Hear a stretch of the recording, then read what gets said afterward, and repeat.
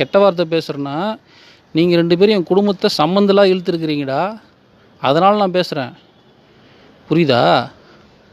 நான் சும்மா பேசலை. என் குடும்பத்தை சம்மந்தம் இல்லாமல் நீயும் அந்த உன் காலை கீழே உக்காந்துக்கிறாளே, பேண்ட்டு கீழே, அவளும் பேசியிருக்காங்க. 2 பேரும் பேசியிருக்கீங்க, நான் திரும்பி பேசுகிறேன். புரியுதா? ஏதோ கிறிஸ்துவை பற்றி பேசினாலும் டே புறம்போக்கு, உனக்கு என்ன தெரியும் என்னை பற்றி? என்னடா தெரியும் என்னை பற்றி உனக்கு? நேருக்கு நேராக ஆண்டவரோட பேசியிருந்தேன் நான், தெரியுமா உனக்கு? நேருக்கு நேராக பேசியிருக்கேன்டா போட்டா. அதெல்லாம் இங்கே பேச மாட்டேன் நான். பைத்தியக்காரன் நினைப்பான் சென்சிபிளாக பேசணும், லாஜிக்கோட சென்ஸோட சாதாரணமாக டிஸ்கஸ் பண்ணிகிட்ருக்குறேன். உன்னை மாதிரி கிராக்கு புண்டை கிராக்கெலாம் கிடையாது. நீ விவரம் தான். நீ உன் குரூப்பில் இருக்கிறவங்கெல்லாம் ரிச்சர்டு, இந்த பொம்பளை இருக்காளே இவ எல்லாம் உஷாராக தான் பண்ணுக்கிறீங்க. பெரிய தீவிரவாதிங்க போலுது நீங்கள்லாம்.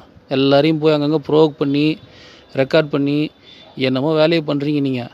புரியுதா? நீ என்ன பண்ணுறியோ பண்ணுங்கடா. You messing with the wrong man, அவ்வளோதான் நான் சொல்லுவேன். Right? Because I'm a true man of God.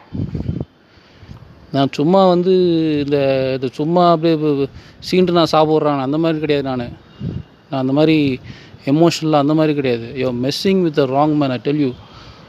Right? செத்து போயிடுவீங்க. புரியுதா?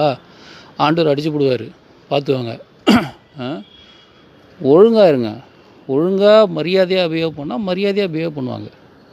அடுத்தவங்களுடைய குடும்பத்தை எடுத்து பேசிட்டு அப்படியே நைஸாக நான் ஆண்டவருடைய அப்படி இப்படின்னாக்கா என்ன மாமாலா? ஒழுங்காக பேசு. ஒழுங்காக பேசு. கெட்ட வார்த்தை ஒன்றும் வாயிலிருந்து புறப்பட வேண்டாம்னு சொல்லியிருக்குது.